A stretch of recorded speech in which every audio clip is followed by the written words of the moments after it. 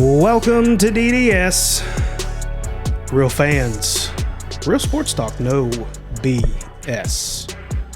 We're your hosts, Blake Melton, Bradley Newberry, and Matthew Parker. Parker, how's it going, buddy? Hey, coming off a good week, man. Both college and NFL. Yeah, absolutely. College, I got my orange and white on down here. Yeah, we have a convert on the end, wearing his orange and white. No. Wearing quite. that orange and white. Not quite. Somebody get this man up. You know what? Just let me give you this shirt. Just let me give you this shirt. I will never. But we will start with the Vols 45-42 victory over the Kentucky Wildcats in vaunted Kroger Field. Gentlemen, history was made in this game. Kentucky had 99 plays, 46 minutes of possession, and scored 42 points. But alas, that was never going to be enough. The Vols had the ball 14 minutes and scored 45 points. How about that, Blake? I will make a correction. 13 minutes, 52 seconds, Boom. actually. I mean, we'll talk more about this, I guess, as the day goes on here as we're recording. But there are old stats that mean things, and then there are stats that don't mean things. And I think in the era of hurry-up offenses and trying to run as many plays per minute, time of possession doesn't mean shit. And this kind of proved it. I mean, and don't get me wrong, after Tennessee just absolutely laid an egg on defense, this is probably one of the worst defensive performances by any team that I've ever seen. But you got to love the fight. You got to love the grit of these kids for Tennessee. It was a good game, quite frankly. You know, Kentucky played their ass off too. But ultimately, the Vols came out on top. It's funny you mentioned the defense because I wrote down, Parker, I think the Vols made 3 key defensive stops here. They did. Including Alontae Taylor's third quarter pick 6. Yep. Yeah, he put his money where his mouth is. He came out last week and we said to Alontae Taylor, you don't lose Kentucky. And he snagged the game's only interception, scored that 56-yard touchdown. But they also didn't make some stops, though. Yeah. I mean, Kentucky was 5 for 5 inside the red zone. They had him stopped on a key drive also, and Slaughter had a pointless defensive holding penalty. So dumb. It just absolutely kept going. So, I mean, there were a bunch of miscues from UT, but they did step up when it really mattered and had some stops, especially that Alontae Taylor one. Yeah, absolutely. Did anything stand out from offensive side? I mean, Hendon Hooker, we called it. We predicted it. He was going to look good. Hendon Hooker just continues to amaze. 15 for 20 for 316 and 4 touchdowns, no interceptions. Yeah. I mean, 41 yards rushing. I mean, the guy has got a lot of skills. I mean, the big takeaway here is this offense works. We keep saying it week after week. This offense, we wondered if it was going to work in the SEC, and resoundingly, I think the answer is yes. Tennessee almost scored a point per play. Yeah. I mean, it's unbelievable looking at some of these stats.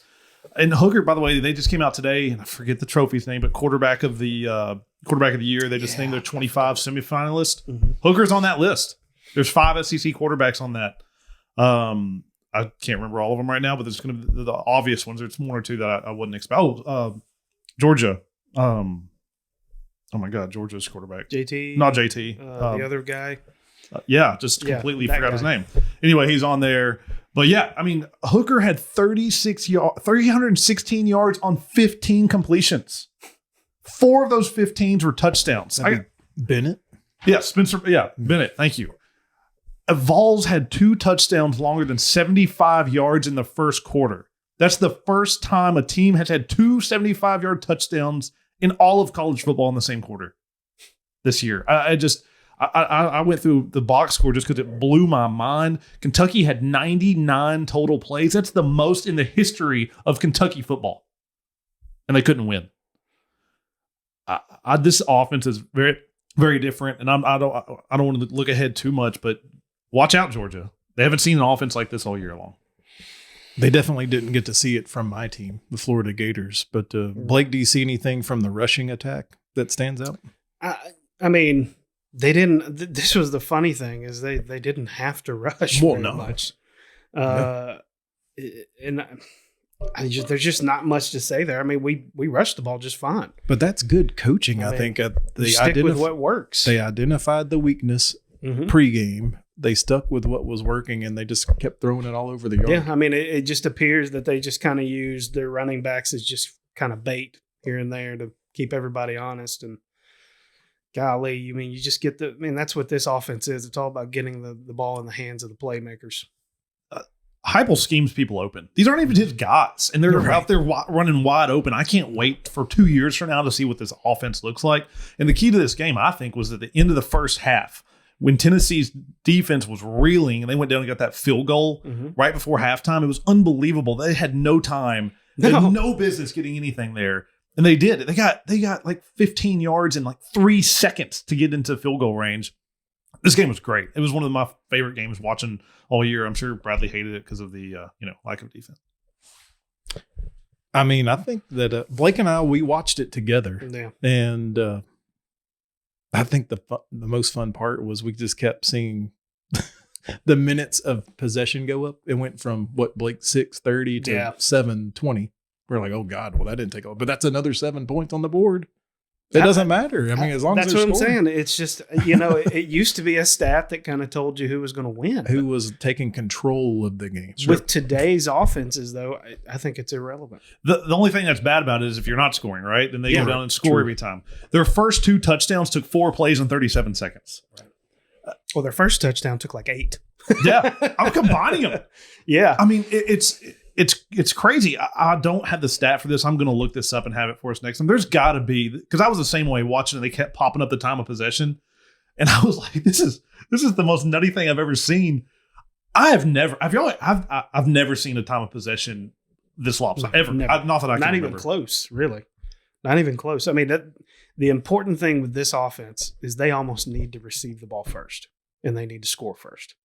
Because if they can do that, then they're playing from ahead. I was telling Bradley the whole time, they've got to play from ahead. That's how this team wins against a team. You kept like saying, Kentucky. I need that 2-score advantage. Yes. I need it to push up to 2-score. It kept seeming like Kentucky would match for match. I think at one point, UT got up by 10 maybe. Yeah. Well, I mean, and like you said earlier, I mean, there were a couple opportunities for Tennessee to get a 3 and out or to get off the field on third down and we would blow some stupid holding penalty over across the field. It didn't mean anything. Or it'd be 4th and 25 and we'd have a chance to put the game away after a horrible sideline penalty by the Kentucky coach. And we let them, I mean, what is it with 4th downs in Tennessee teams? It's like we're cursed on 4th down. Just a blown coverage, and that screwed it up there. That was all. Yes, it was. It was 4th and 23. Yep. He started 22 yards in the backfield and then backed up 6 yards. All you had to do was stand there. I mean, it was stand at the sticks. Just stand there. I don't know what he was doing. And it is concerning, though. If we would have came in, y'all would have said, hey, Tennessee scored 45 points. What do you think happened? I said, well, they won by 25 because Kentucky can't score. Right. 42. I mean, Will Levis, who has not been good. No. 372 yards. That's not good. No, I mean, what did we give up? Like 600 yards and 612 yards of offense. Yeah. I mean, it's literally one of the worst defensive performances I've ever seen in any college football game. And he was only throwing at one guy. But it was weird because it was like Bradley said, they would make some key stops every now and then. They would do some good things, and then they would just do some monumentally stupid things where we would just run out of. We just don't have this defensive secondary to be able to hang with anybody who can throw the ball at all, quite frankly. If it's not thrown Alontae Taylor's way, we're kind of out of luck. Yeah, fun game though. Yeah. Fun game. Do you guys have anything else from the game before I go to one quick topic away from the field? Good. No, they scored. The only thing that's bad about this offense is we've talked about it. You play against a good team like Georgia and you run this quick tempo. You're down by 21-0 real quick if you're not scoring. The minimum requirement for this type of offense is you have to have at least an average defense, and I think we have a slightly below average defense. Yep. So we got to be able to get some 3 and out. This team though is from this game from like the Florida game, they're a night and day difference from the Vols game. They're totally bought in right now. I mean, these guys, and we'll talk about it on our prediction show later this week, but they are not scared of anybody No. right now. They know that they can run with anybody. It's just a matter of holding off, the Wolves. Yeah.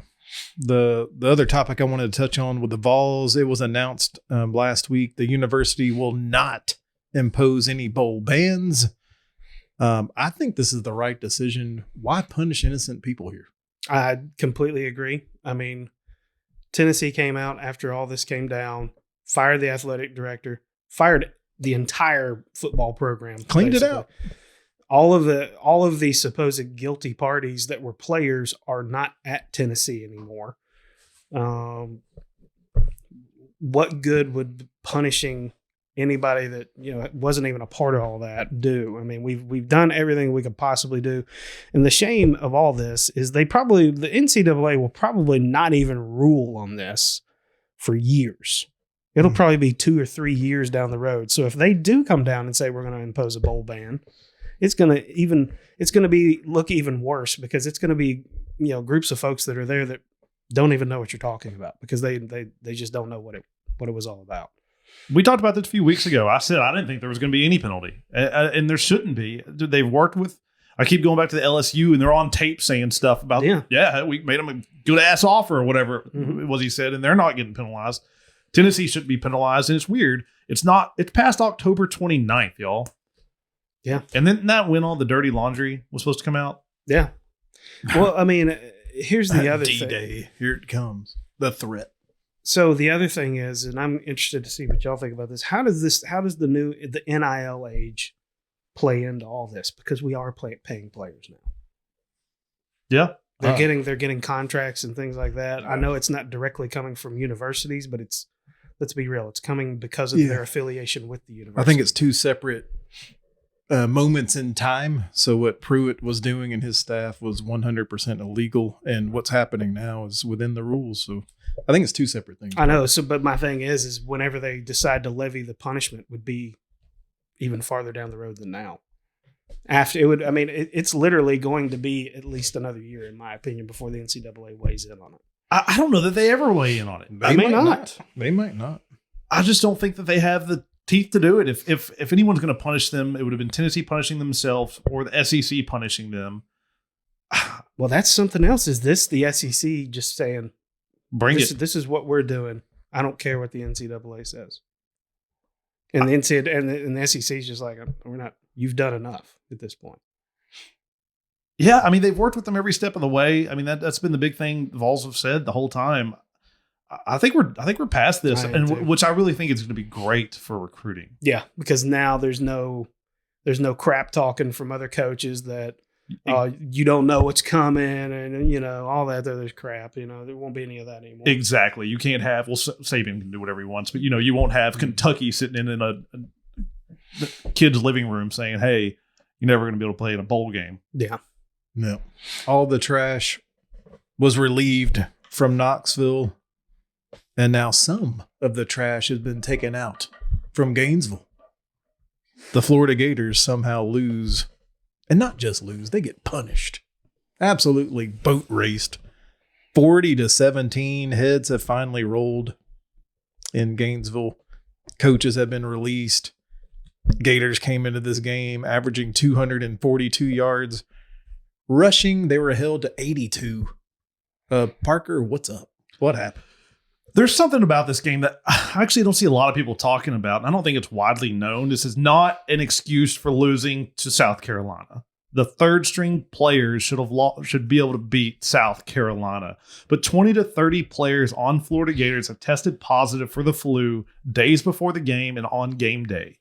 They were giving players IVs on the bus on the way to the game. Some were so sick they didn't even get off the team bus. Emory Jones literally played this game with the flu. He tested positive the day of. I mean, I don't even like getting up and off my couch and walking to the bathroom, much less going out and playing a college football game. Again, not an excuse. They should not have lost this game, but I mean, it was it's running through the state of Florida, I guess, because Florida State had the same thing. But again, this South Carolina team got lucky to beat East Carolina, got lucky to beat Vandy. Probably should have lost both of them. They're not playing against Steve Spurrier's squad. Spurrier actually came out and said how pathetic this game was. They've given up, right? 100%. I mean, it just, every time that Newberry and I looked down at the scoreboard, it was just like, oh my God, what is going on? It kept getting worse. And Yeah. worse.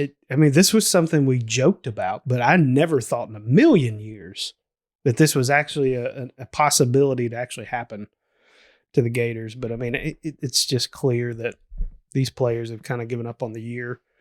I understand they're college kids, and it's kind of tough with that, with keeping their mind right as far as being able to push through something like this. But, you know, I hear the flu thing. I mean, I've heard about it, but hey, if everybody was too sick to play, I mean, this of all times is a great time to be able to use that excuse and not play the game.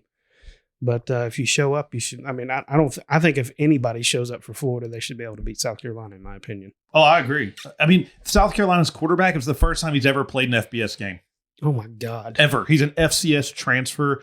And we talked about how good you mentioned it, how good the Gators rushing attack was the first few weeks. And we've called it out last few weeks. Like, where is it? Where is it? It's dead. There's no more. Where is it? It just doesn't exist anymore. And why did it take this long to fire Todd Grantham? This defense. But I mean, Newberry's been saying that for weeks. I mean, if Mullen wanted some heat off of him, he should have made a decision a long time ago. The last 3 games, the Gators have allowed 123 points. That's the second most during a 3-game stretch in 100 years for them. Insanity, just absolute insanity. I like I said, I never really thought that this was even close to a possibility of happening. But no, how surprised we were when we saw all this. Brad, I've got something here for you. Out of the last 11 FBS games, Florida, out of their last 11, they've only won 3. That's 3rd worst in the nation. Ugh. Right now, their schedule remains with Samford, Missouri, and Florida State. They lose any of those games. Mullen's out. I saw reports that if Mullen was offered an NFL job, he would take it. Like, it was big. Really? Like, obviously. I mean, right? Like, Yeah. Who's going to offer him a job, though? What NFL team would be like, hey, yeah, we want this guy. I think I heard something yesterday that they said that ever since the infamous shoe throwing incident, they are 4-8. No. I'm pretty sure that is the stat I heard.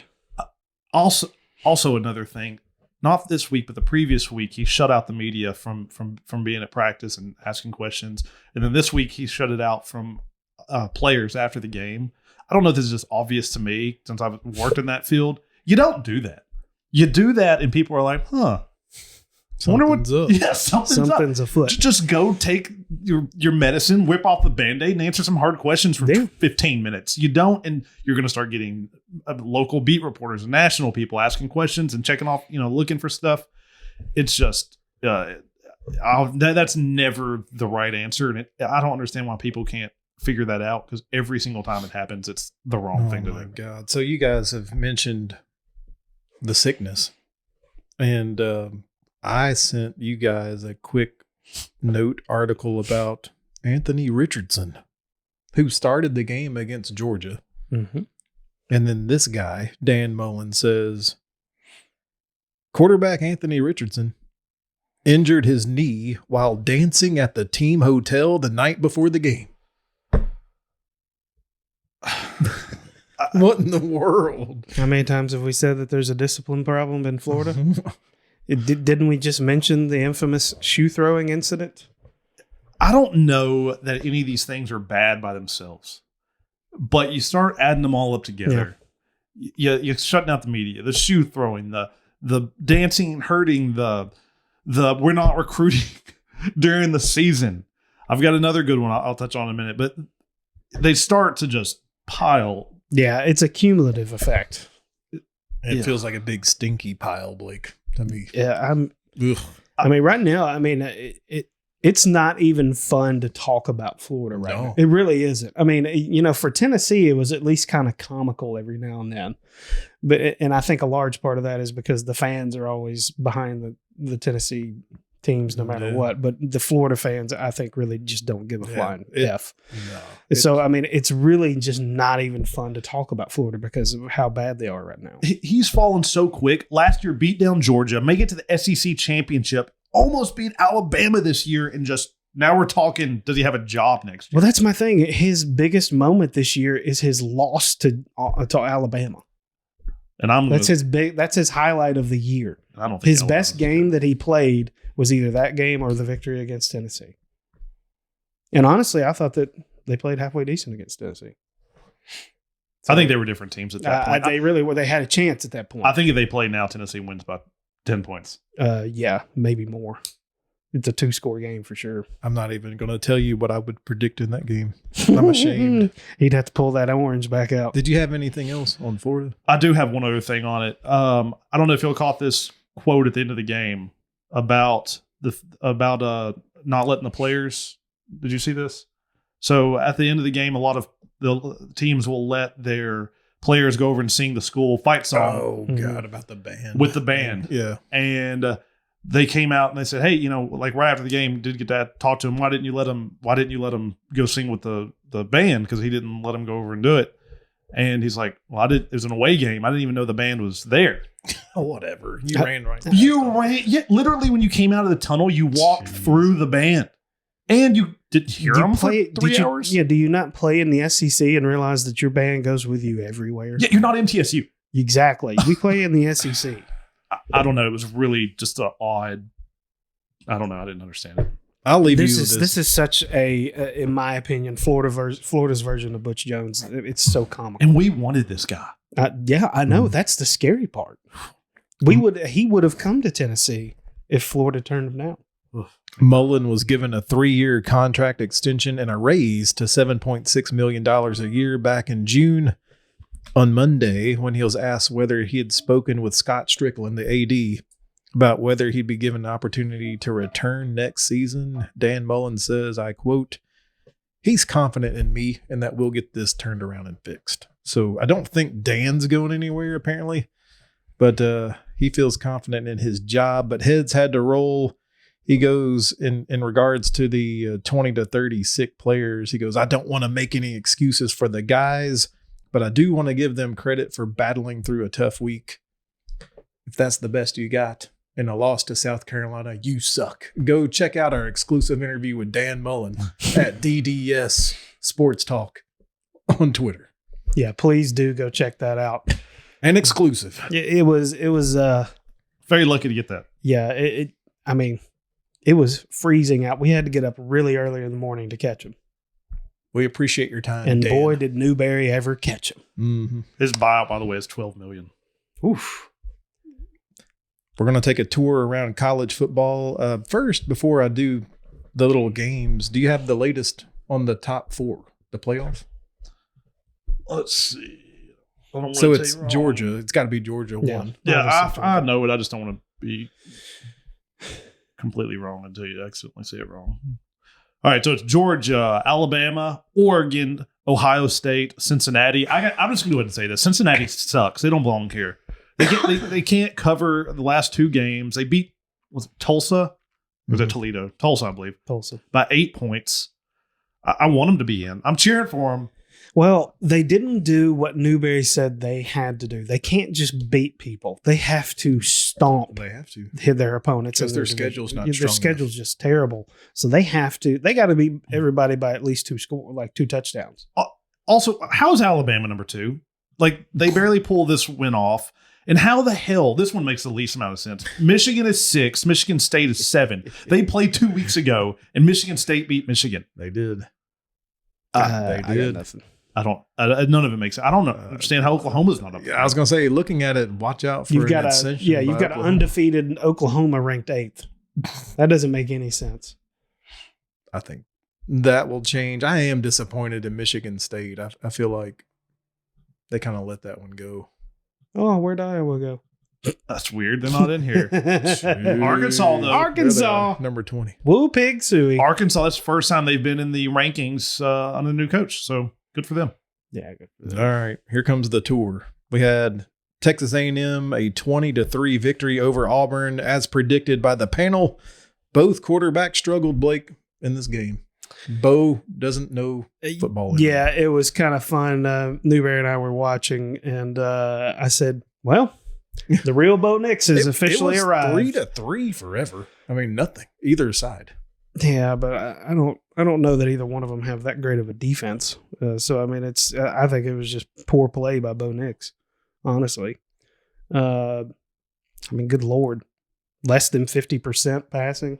I mean, 20 of 41, 153 and an interception. That is ineffective. I mean, I'm not a huge percentage guy, but that's just ineffective. Yeah, we said it right before this game. Bo Nix is not good against good defenses. Against Penn State and Georgia, laid out the stats, and I think it's simple as that. He just isn't good when he's got to step up in class. Mm-hmm. Although, talking about defenses, on the other side, Auburn, Derek Mason gave them a chance to win. I mean, he did. You saw it was That's not the first time this year. No, he's been awesome this year. He really has. I think he's done so well that he'll be mentioned again for head coaching jobs in the near future.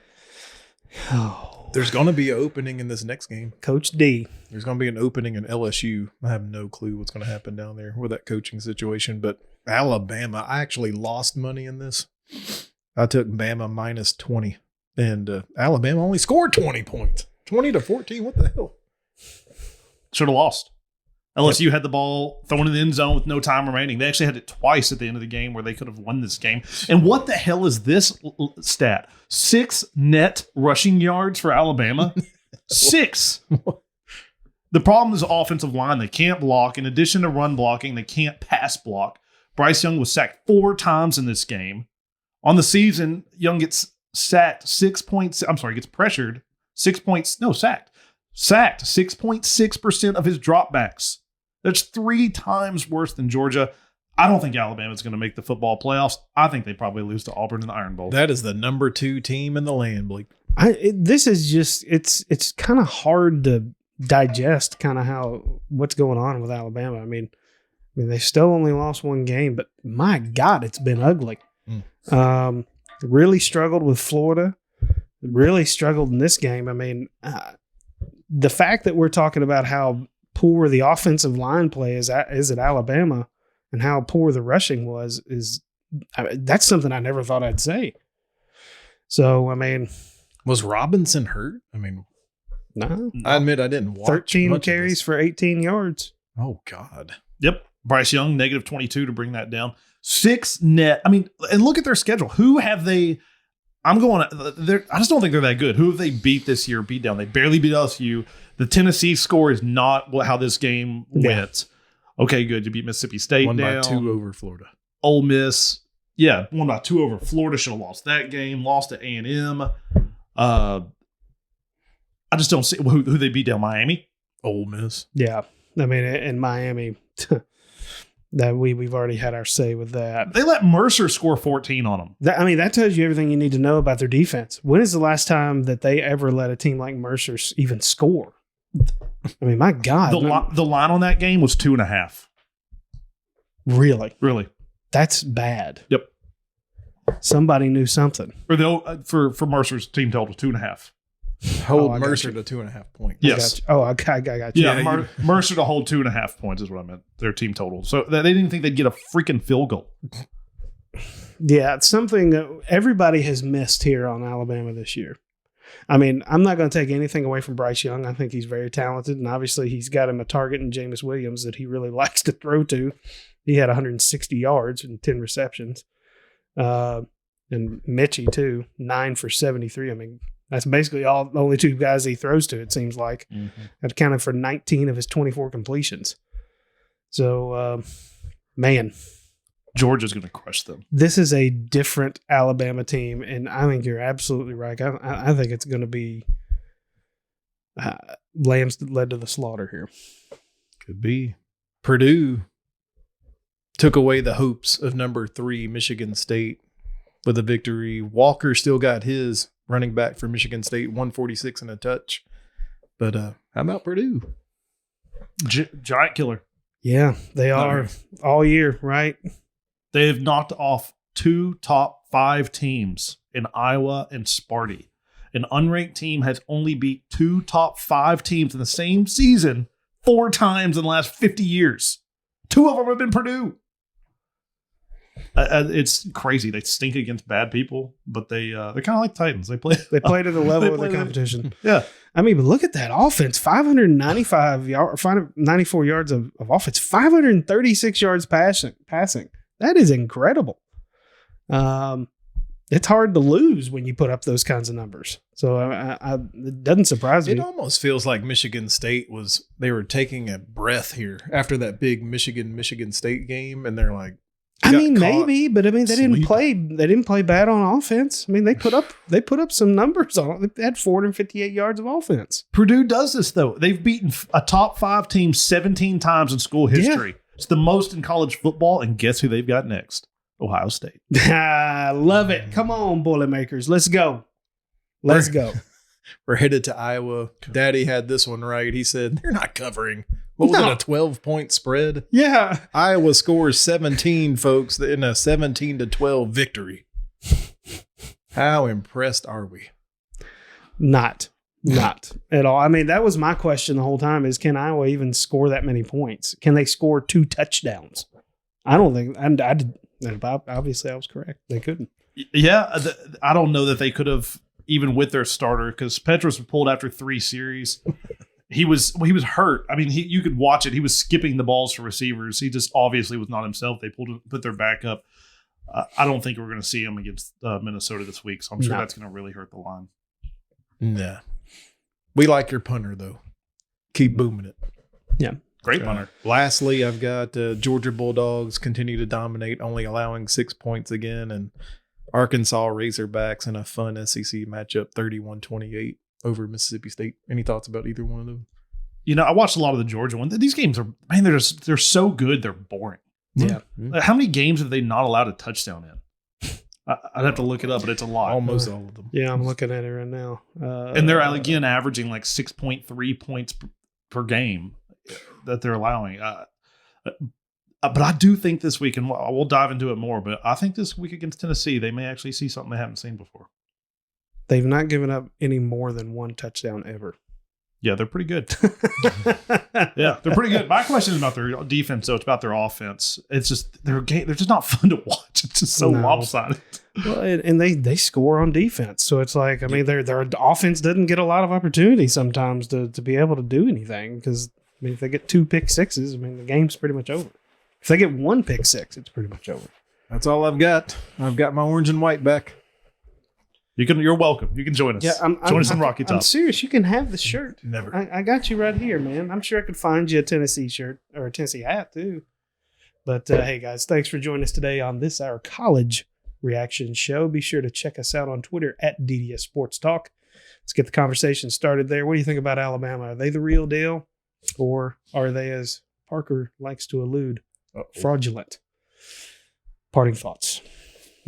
I don't think we see Alabama in the SEC championship.